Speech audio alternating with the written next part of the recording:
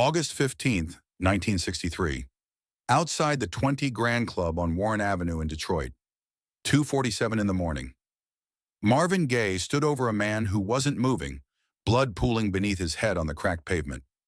Marvin's knuckles were split open, his white shirt torn, and for one terrifying moment, he thought he had done what his father had always threatened to do. He thought he had killed someone with his bare hands. The man on the ground was breathing, but barely. His name was Tommy Richardson, a local hustler who had been talking too much, saying things about Marvin that couldn't be ignored. But as Marvin stared down at Tommy's unconscious form, he realized something that would haunt him for the rest of his life. In that moment of rage, when his fist connected with Tommy's jaw, when he felt bone crack under his knuckles, Marvin had felt pleasure.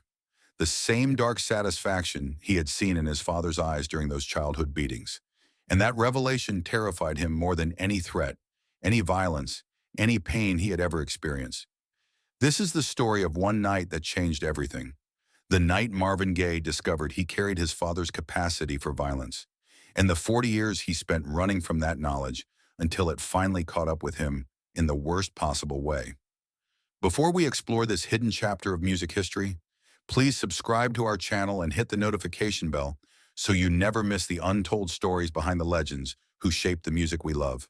To understand why that night in 1963 devastated Marvin so completely, you need to understand what violence meant in the Gaye household. Marvin Gaye Sr. wasn't just strict, he was brutal. He believed that pain was the only teacher children understood, and he applied that philosophy with methodical precision. When Marvin was caught singing secular music instead of gospel, his father would make him kneel on uncooked rice until his knees bled. When Marvin showed interest in girls, his father would lecture him about sin while systematically hitting him with a belt, counting out loud, making sure Marvin understood that pleasure led to punishment. But the worst part wasn't the physical pain. The worst part was watching his father's face during these sessions. Marvin Gaye Sr. wasn't angry when he hit his son. He was calm, almost serene, like he was performing a sacred duty. And sometimes, just sometimes, Marvin could see something else in his father's expression, a flicker of enjoyment, a satisfaction that went beyond discipline and crossed into something much darker. By 1963, Marvin had escaped that house, signed with Motown, and was building a career that his father alternately condemned as devil's music and claimed credit for inspiring. But the trauma of those childhood beatings hadn't left him. It had settled deep in his psyche, creating a complex relationship with violence that Marvin himself barely understood. He was terrified of being hurt, but he was even more terrified of hurting others, because somewhere in the back of his mind, he carried the fear that he might enjoy it the same way his father had. The 20 Grand Club was the kind of place where Motown artists went to unwind after recording sessions. It wasn't glamorous, just a small venue with decent sound and a crowd that appreciated good music. Marvin had performed there several times, and he liked the intimacy, the way the audience listened instead of just screaming. But that night, Marvin wasn't performing. He was drinking, trying to quiet the voices in his head that kept telling him he wasn't good enough, that his success was temporary, that eventually everyone would see through him. Tommy Richardson had been at the bar for hours, getting progressively drunker and progressively louder. He was the kind of small-time hustler Detroit was full of in those days. Someone who made money in ways that weren't entirely legal, but weren't entirely illegal either. Tommy sold information, ran small cons, and occasionally strong-armed people who owed money to the wrong people. He wasn't particularly dangerous, but he was angry about being passed over by life, and he took that anger out on anyone he perceived as having more than he did. When Tommy noticed Marvin sitting alone in a corner booth, nursing a whiskey and staring at nothing, he saw an opportunity. Tommy had been talking to some reporters earlier, selling stories about Motown artists, and he had heard rumors about Marvin's family life, about his father's religious fanaticism and the violence that went with it. Tommy thought he could shake Marvin down, maybe get some money in exchange for keeping those stories quiet. He slid into the booth across from Marvin without being invited. "Hey there, church boy. Heard you got some interesting family stories. The kind of stories that might embarrass Berry Gordy if they got out." Marvin looked up slowly, his eyes focusing on Tommy with difficulty. He had been drinking for 3 hours, and the alcohol had made him philosophical about his pain instead of angry. But something in Tommy's tone, something smug and predatory, cut through the whiskey haze. "I don't know what you're talking about." Tommy leaned forward, lowering his voice. "I'm talking about your daddy. I'm talking about the way he used to beat you senseless in the name of Jesus. I'm talking about how you still flinch when someone raises their voice. That's the kind of story that sells newspapers, Marvin. But it doesn't have to. Not if you and me can come to an understanding." The words hit Marvin like physical blows. Not because they were untrue, but because they were true, and because Tommy was weaponizing his trauma for profit. Marvin felt something shift inside him, a cold rage that started in his stomach and spread through his chest, down his arms, into his hands. "You don't know anything about my family. I know enough. I know you're damaged goods, church boy. I know you wake up in the middle of the night thinking about those beatings. I know you're scared you're going to turn out just like him." Tommy was smiling now, enjoying the way Marvin's face was changing, the way his jaw was tightening. Tommy had pushed exactly the right buttons, and he knew it. What happened next would replay in Marvin's mind for the rest of his life. He stood up without saying a word, his movement so sudden that Tommy didn't have time to react. Marvin grabbed Tommy by the front of his shirt and pulled him out of the booth with a strength that surprised them both. The alcohol hadn't made Marvin weak. It had just removed his inhibitions, his careful control, his constant fear of becoming his father. "Hey, what the hell?" Marvin didn't let him finish. His fist connected with Tommy's jaw with a crack that could be heard across the club. Tommy stumbled backward, blood already flowing from his mouth, his eyes wide with shock. The music stopped. Conversations died. Everyone in the 20 Grand Club was suddenly watching Marvin Gaye commit an act of violence. But Marvin wasn't done. The rage he had been carrying for 24 years, the rage he had never been allowed to express, came pouring out. He hit Tommy again, this time in the stomach, doubling him over. Then he grabbed Tommy's head and brought his knee up, connecting with his nose in a spray of blood that splattered across Marvin's white shirt. Tommy fell to the ground, no longer fighting back, just trying to protect himself. And that's when Marvin should have stopped. That's when any reasonable person would have stopped. But Marvin wasn't reasonable in that moment. He was his father. He was every beating he had ever received, channeled into his fists and directed at someone who couldn't defend himself. He kicked Tommy in the ribs, hearing something crack. He kicked him again. And then he knelt down and started hitting him with both fists, methodically, rhythmically, like his father had hit him. Each blow was accompanied by a word: don't, hit, talk, hit, about, hit, my, hit, family. It was the bouncer who finally pulled Marvin off Tommy, grabbing him from behind and dragging him away. By that point, Tommy Richardson was unconscious, his face unrecognizable, blood pooling beneath his head on the 20 Grand Club's dirty floor.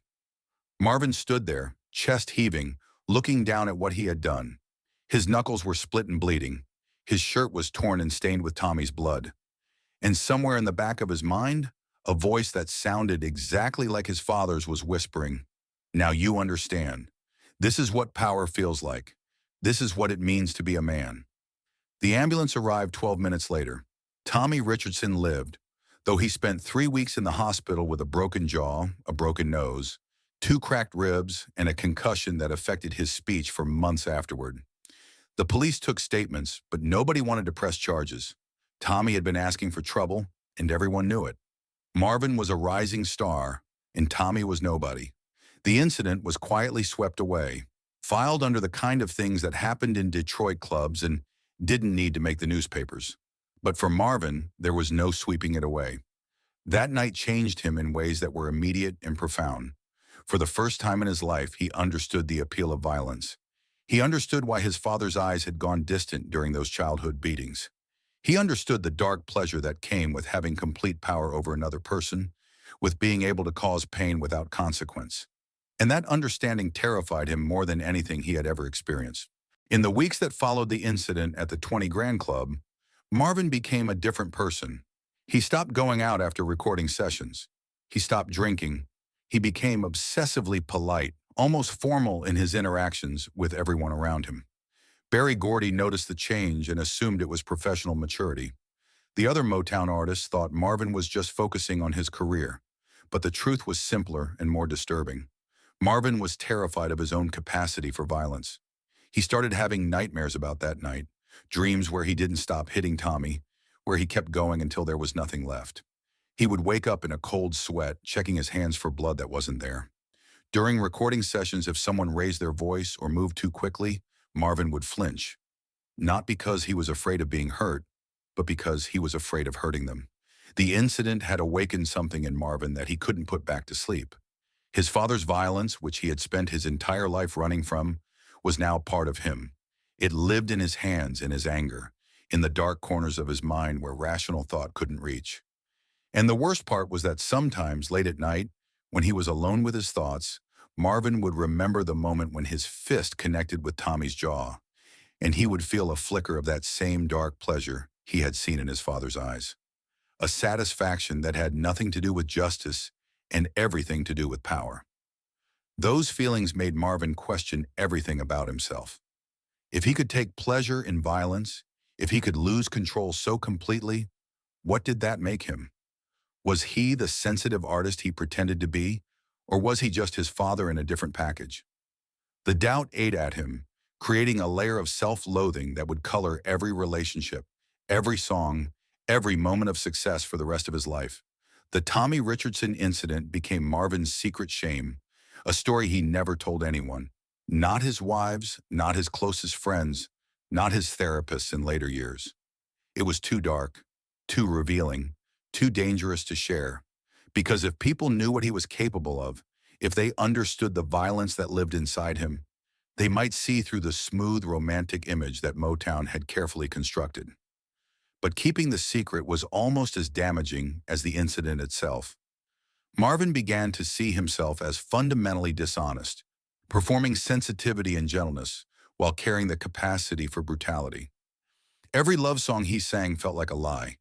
Every romantic ballad was tainted by the memory of what his hands could do when he stopped controlling them. The incident also changed Marvin's relationship with his father in ways that were subtle but profound. Before that night, Marvin had seen his father as a monster, someone whose violence was foreign and incomprehensible. After that night, Marvin understood that his father's violence wasn't foreign at all. It was inherited, passed down like eye color or height, waiting in the genetic code for the right trigger to activate it. This realization made Marvin's already complicated feelings about his father even more complex. He still hated what his father had done to him, but now he also feared what he himself might do to others. The righteous anger he had carried about his childhood abuse was now mixed with a guilty recognition that he and his father weren't as different as he had wanted to believe. Years later, when Marvin became a father himself, the memory of that night at the 20 Grand Club would resurface with renewed intensity. Holding his infant son, looking at those tiny hands and innocent eyes, Marvin would be overwhelmed by the fear that he might pass on the cycle of violence that had shaped his own childhood. He became an obsessively gentle parent, almost afraid to discipline his children, terrified that any show of authority might escalate into something darker. But the gentleness was exhausting, and it came from fear rather than natural temperament. Marvin was constantly monitoring himself, checking his reactions, making sure he never raised his voice or moved too quickly. He was performing fatherhood the same way he performed sensitivity, always aware that one moment of lost control could destroy everything he was trying to build. The Tommy Richardson incident also influenced Marvin's music in ways that were subtle but significant. His songs became more introspective, more concerned with internal conflict than external romance. When he sang about love, there was often an undertone of danger, a suggestion that passion and violence were more closely related than most people wanted to admit. The album What's Going On, widely regarded as Marvin's masterpiece, was deeply influenced by his understanding of his own capacity for violence. The song What's Going On wasn't just about war and social injustice. It was about the violence that lived inside every person, the potential for cruelty that could be awakened by the right circumstances. When Marvin sang about brothers fighting brothers, he was thinking about more than the Vietnam War. He was thinking about the night he became his father. As the years passed, the memory of that night didn't fade. If anything, it became more vivid, more present in Marvin's daily consciousness. He would find himself studying his hands during recording sessions, wondering what they were capable of. He would watch himself in mirrors looking for signs of his father's face in his own features, searching for evidence of the violence he carried inside. The incident also affected Marvin's relationships with other men. He became careful around male anger, overly accommodating, almost submissive in situations where conflict might arise. This wasn't because he was afraid of being hurt. It was because he was afraid of what he might do if pushed too far. He had learned that he couldn't trust his own reactions, couldn't rely on his own judgment when emotions ran high. Friends and colleagues noticed that Marvin seemed different in the years following 1963, though none of them could pinpoint exactly what had changed.